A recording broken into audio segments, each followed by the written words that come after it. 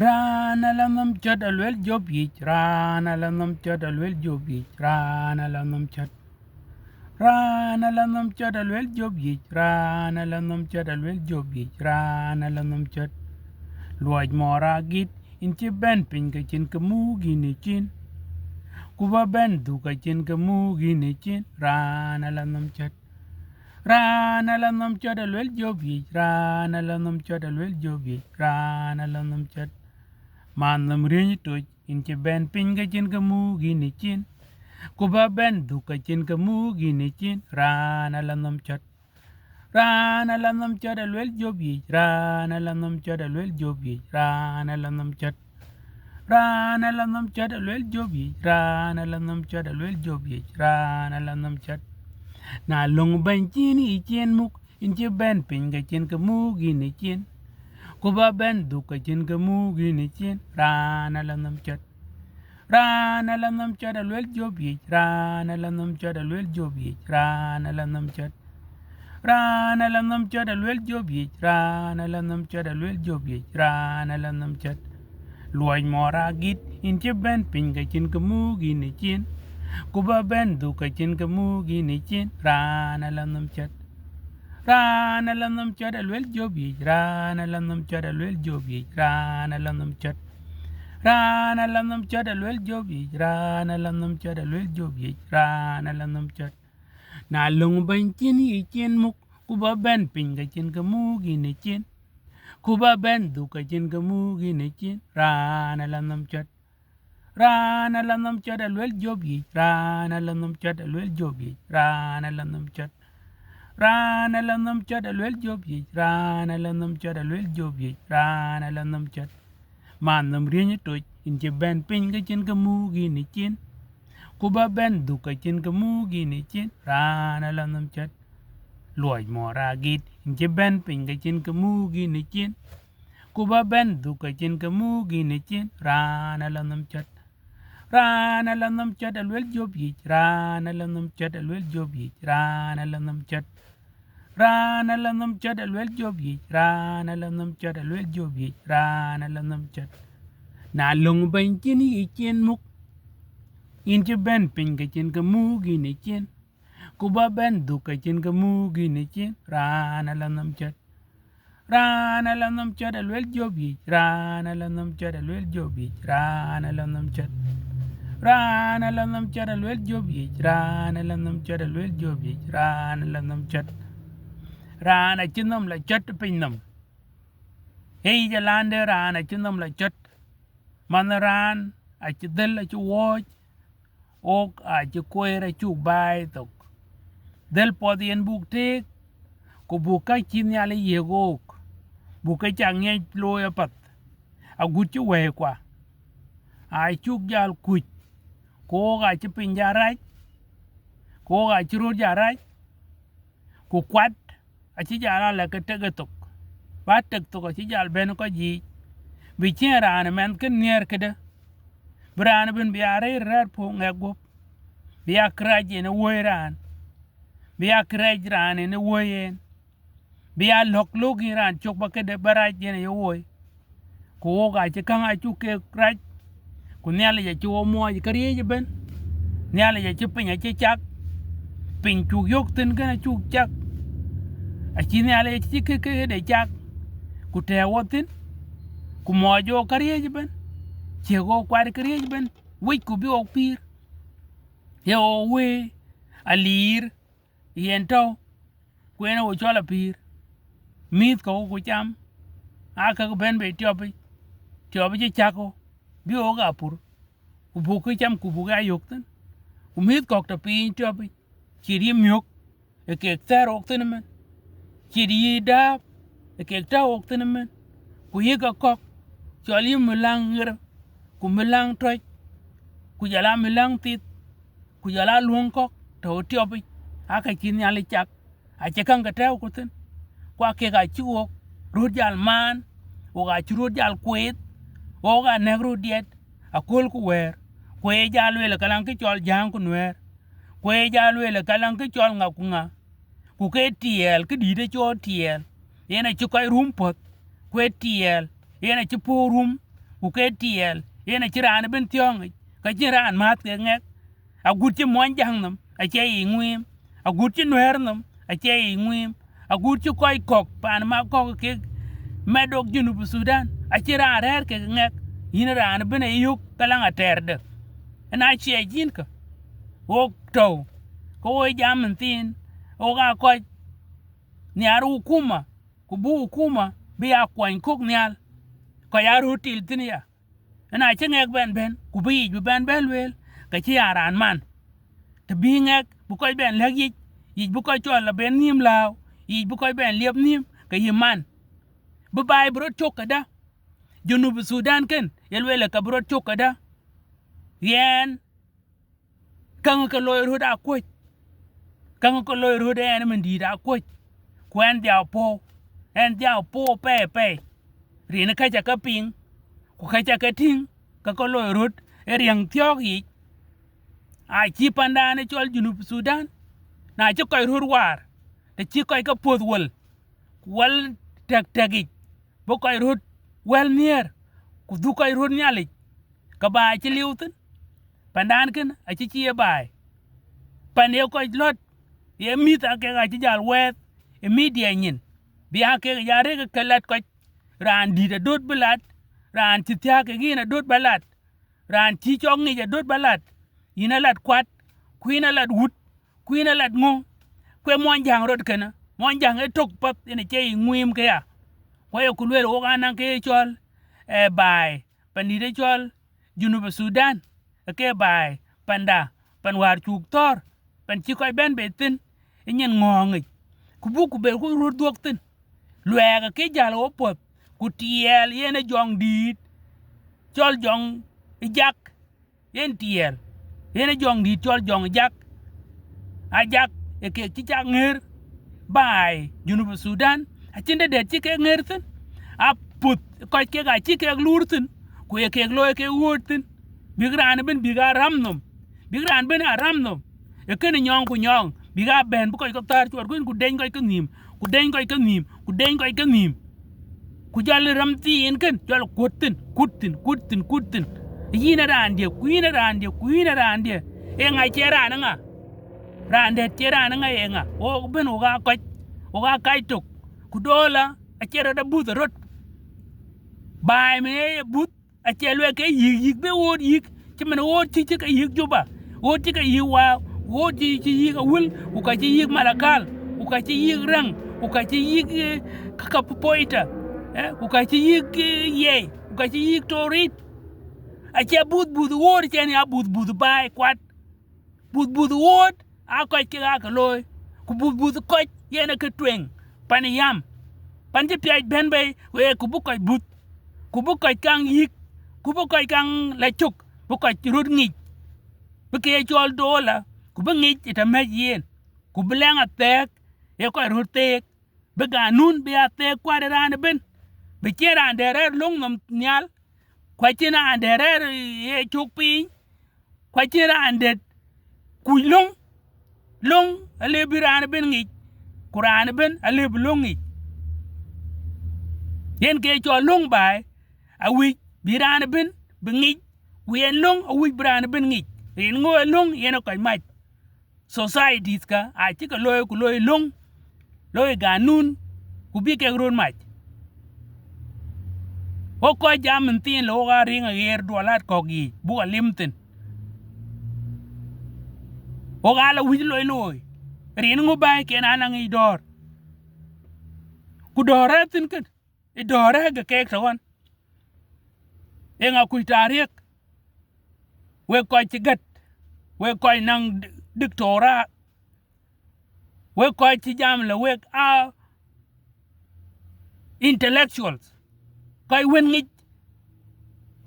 be ko te ci ke ran yaltin enga kuñ ma chakalat turu lo e be ka yiben enga kuje European countries angeka from historical point of view etariyeke fitariyekia European countries akachetok e wone dalke kraka big lang ke chol European Union big run mat Bilang United Kingdom. Ngun met ke grut biga United. We kai ko. We de tor ka ben we ga chi ko na yer. Kwaran ro choran ti pye ko ju we ga ka pye ta yer. Ku ka chi tar ye kana cha kwen ka cha dedi be dap. A chi put kwa chi tor kwa chi ro lo ga da. Na won lek ting ka chin ken ke be na ke ko ro nok.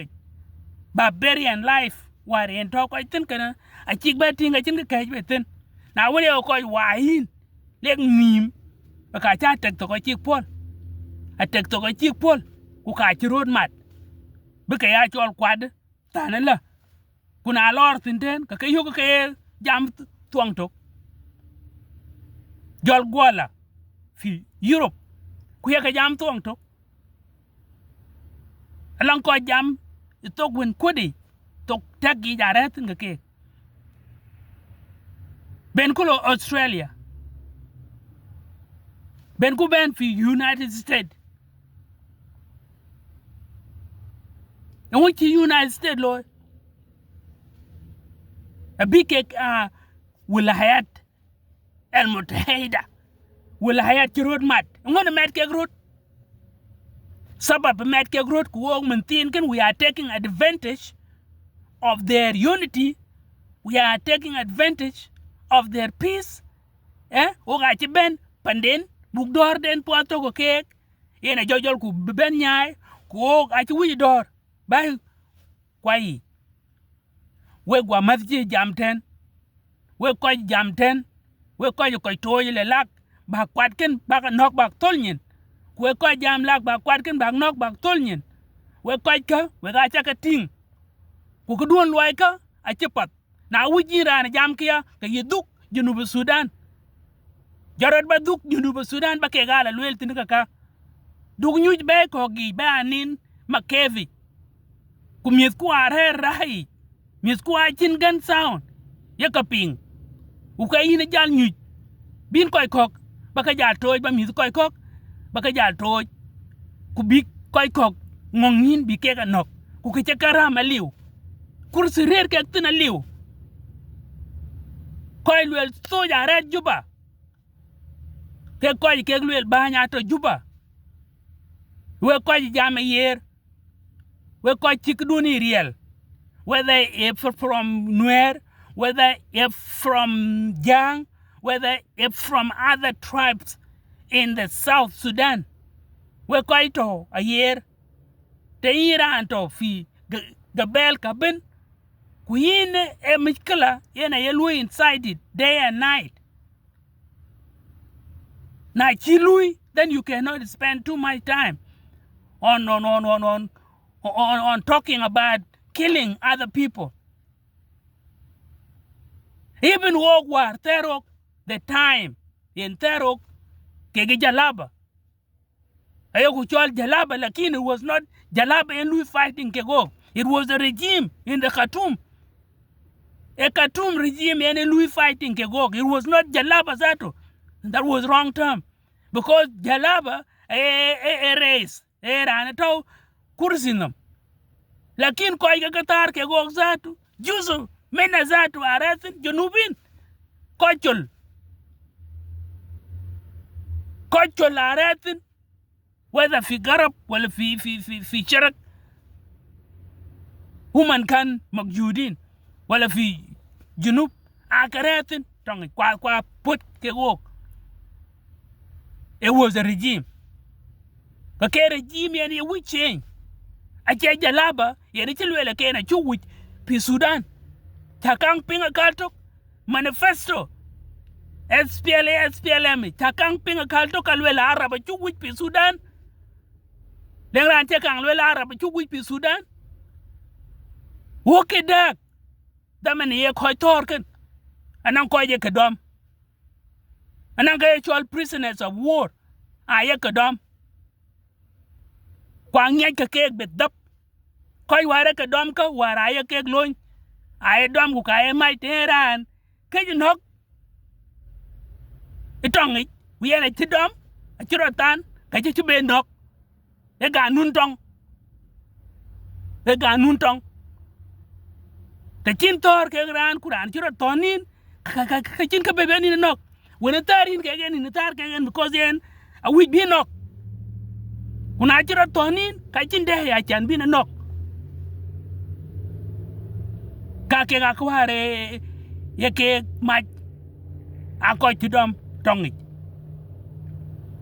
ku ka ye loñ ci mun war ye loy dor wa loy dor kan e kam ko ci ke loñ e nguna ay wo lang ke choke ten o ko junubin e lang ke choke e kam kwa ke diran ben e nyer pin ben be met nok be tik nok be moñ di nok be ting di nok zamu shunu zamu ko ye ke nokka madun wala lang ran tin pal wala mugran atwel wala mugran sala taktul nas dele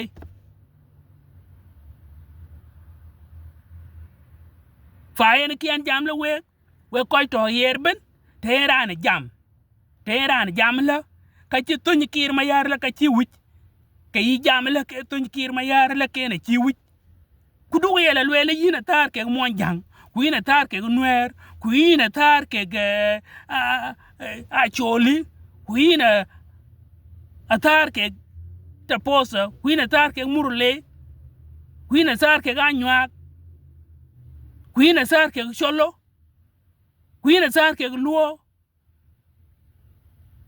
kwes tatarin ke ko ke bebe alwela la ka kalang ran ci wuj junub Sudan ta lay yina ran nyaay baden baran ken bi jala ke ja gwa nyaay bin biliw ngo ba ben lok lo baron mat ke koy kok wala bileng ran det ba ben lok gut ko wala kay ci wuj anu ma chaklat a ci tok a ci blu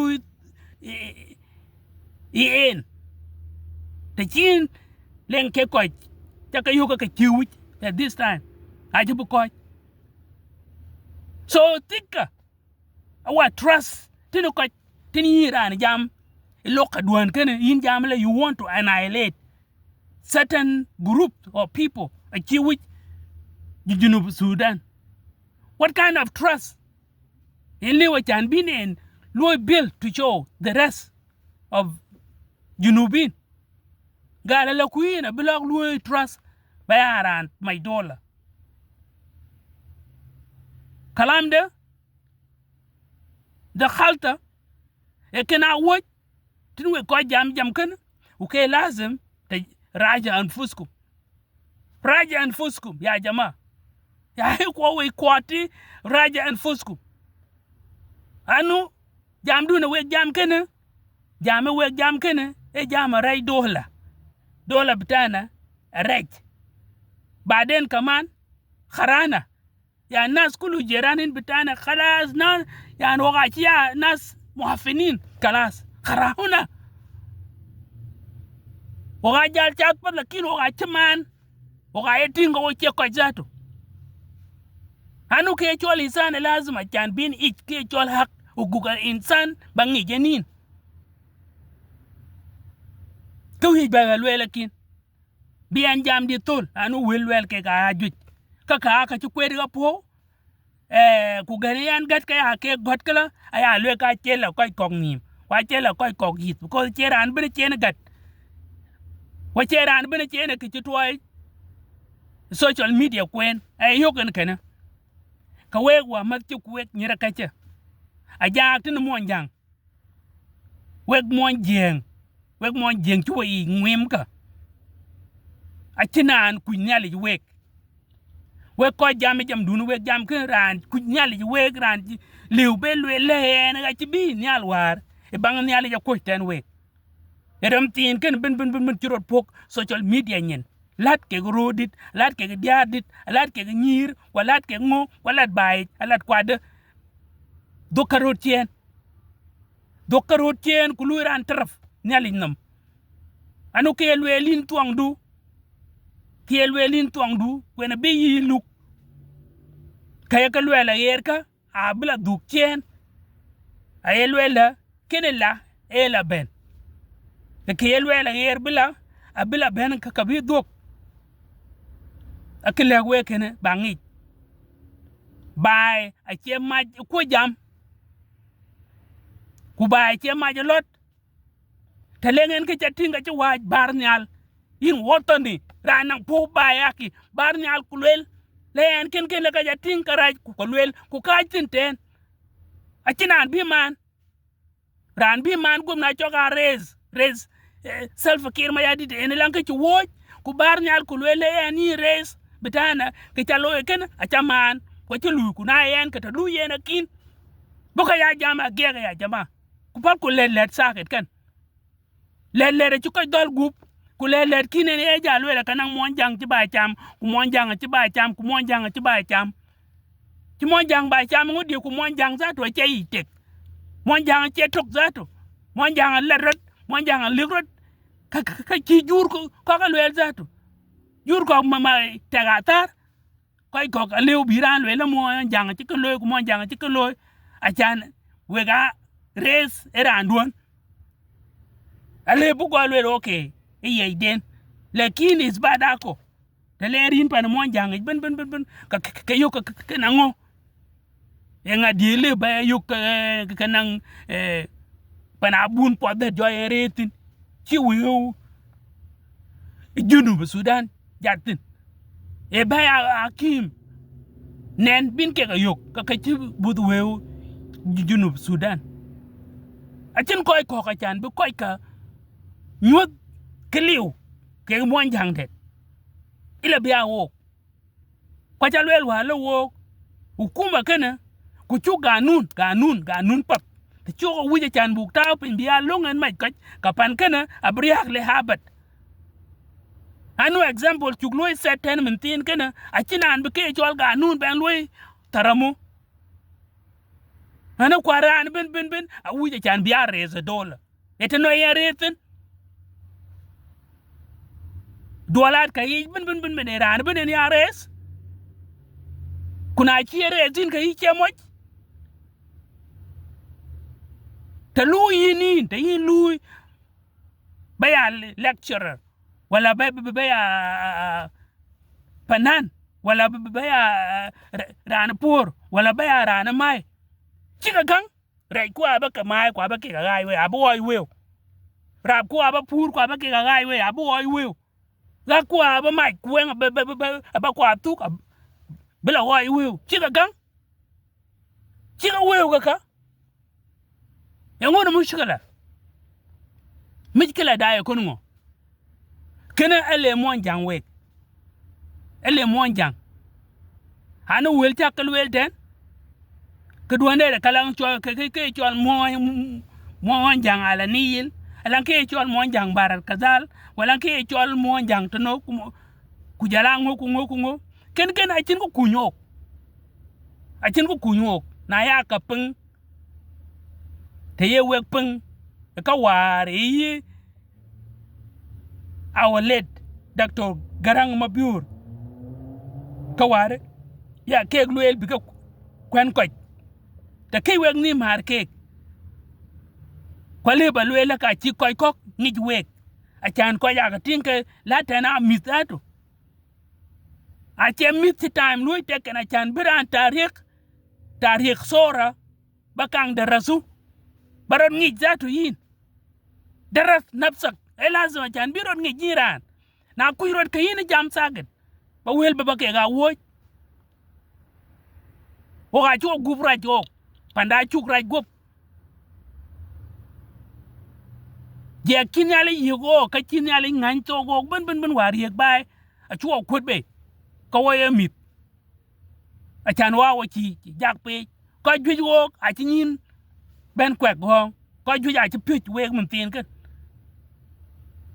kuna ce sora kan tani ce ne sora mur we ko weg mun langi PhD wala master's degrees wala bachelor's degrees wala other certificates luiran mun tin kan you are earning money, you are making a living, you are supporting your family, and then ko ga rut jal gaj online buka jalwel kachin ko kunyo ko online re roktin kan yakon ngo we are helping somebody that to make money on our nonsense ke u ke luel ka the more time we spend online ko jam non-productive issues, then the more somebody is actually making money on us. And no one realize this. Achina ani ting can walk. Can my message. What the an latin ran ben yin monjang. Yin monjang. Whether yin monjang rinti ke yenya wala ke ye dok wala ye duk ke yin ngai rot ku we koy dit jeng we de kin ke we ayel wela met ayo koñ ma ja diden met ayo koñ ma diden koy dit ko wok a jam a big road kuch abe met bu ben wen kuna jamet karandit bene dok karandit ke chirot kuch unter ka chiliw wet kene long dun wek wet kene long dun na yeran ye pung kulen ke ye ping ke ye met kuilwel ke bi me di lom kulwel yin ka chien te ka jemte ten man jam ka chola jam ke war ye ka kudumet duetam bitem bae bang tuy bu koy dit bae ten bi kek la lat kalam de achinda reyent bay lang e ganun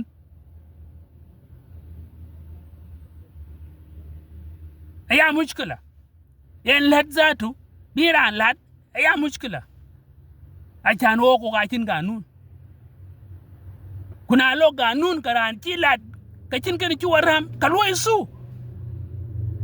su bagla e ganuni wegien palran jalla pa bien karan di den yela dot blat be bita ci dot randi blat ko ga jarut kew wa bungo lo kala panken e tar wara chan burut ben nyodo kayi ngeke garil e dol nen ngong ji kayka neighbors kwan karaten bin e kam gabel tawten kuna ai wo ko pe wo ko jam tong tok wo tikdang wa jal daltin na koy ko ke pung tong da ngo bigloy ko ke tong da ki ga ping ngo bigloy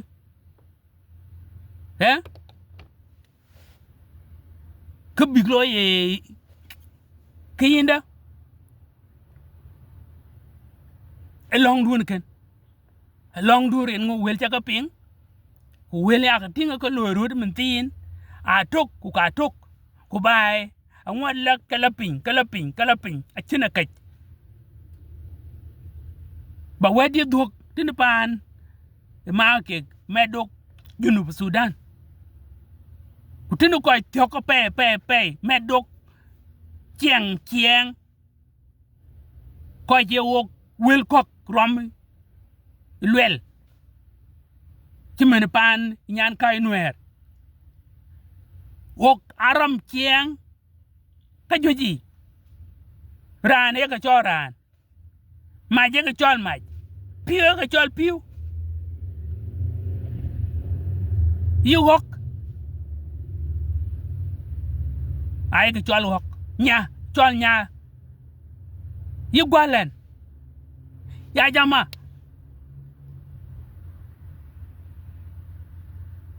de alekum ya jama we brothers from Nuer community, you need to understand one thing. Wo go gachi enemies ke Nuer ku koy lui preaching they don't know themselves and a quick Canada ko are very close culturally, even blood. I am sure. I check a tongue and I'm not just making it up. Last time I said, and I want to repeat it. If we go for a DNA test, you Nuer and Yang, you say that you some of Our brothers say that there is no peace with Yang, there is no peace with Nuer, there's no peace. And you are the people whose God brought together in one location here. And through blood, you are cousins. Whatever happened to our great parents, we don't know. And the world has changed. People who were living barbaric life, they left that culture because the world has changed, as you all know. Most of you who are preaching annihilation here online all the time are living in different countries. Your children are going to school freely. They are eating fine. They are drinking clean water. Yet our people don't have hospital. Our people don't have schools.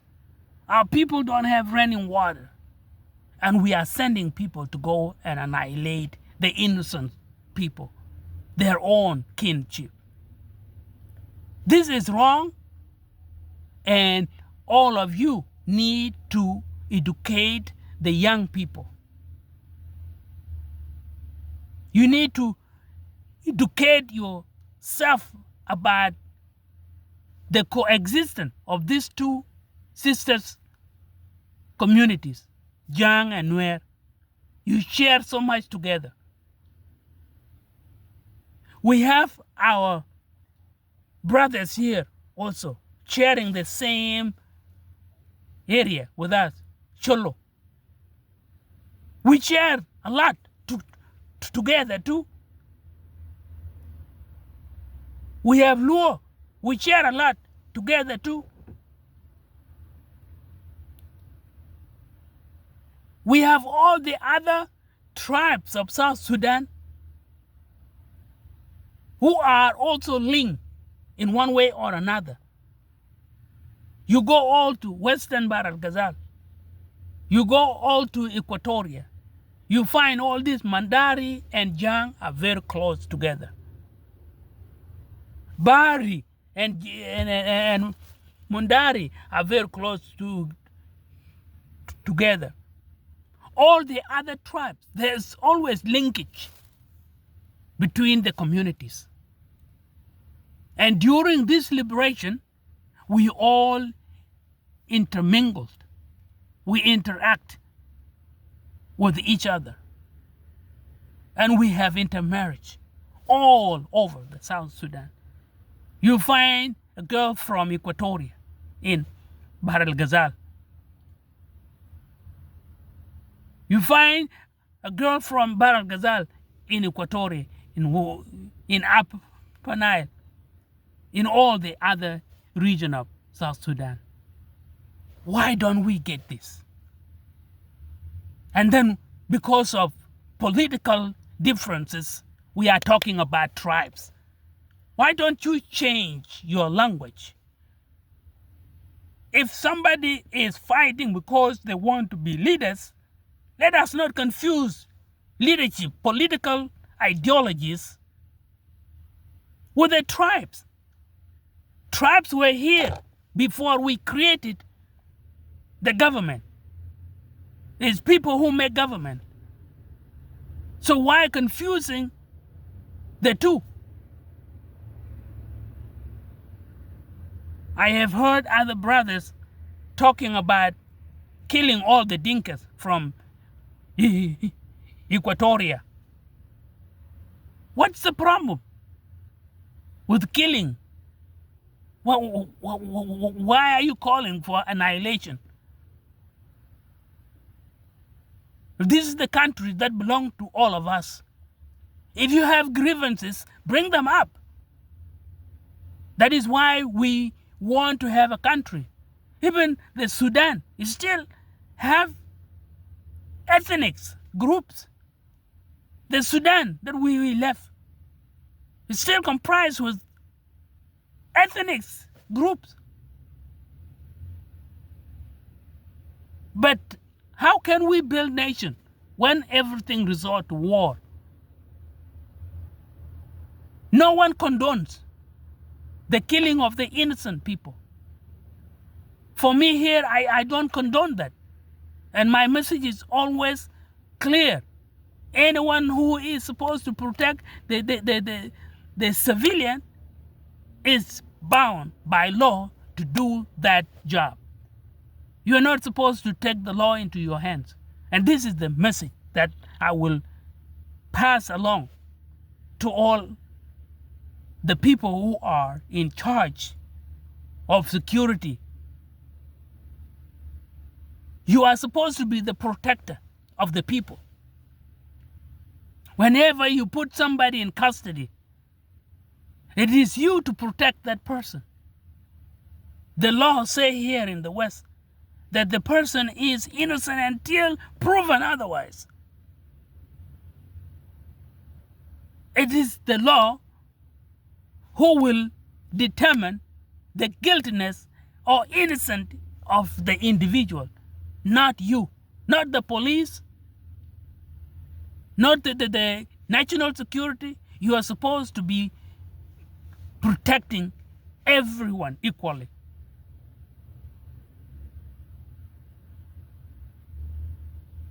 And if we do that, all these grievances will not be surfacing up, because you will be abiding by that law. You will protect every citizen equally. Even when there is a gun sound in the village and they know that the government is coming, Mortanin ma bukun kafin. Achan human jiri. Anu human ma masakin asala. Human ma asakir. It is you to put that thing in order, to tell them your protection is our first priority. The protection of our people is the first priority of every man and woman who is carrying arms.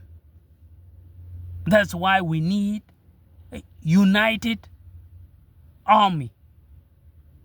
An army that is for the people, not for the individuals, politicians.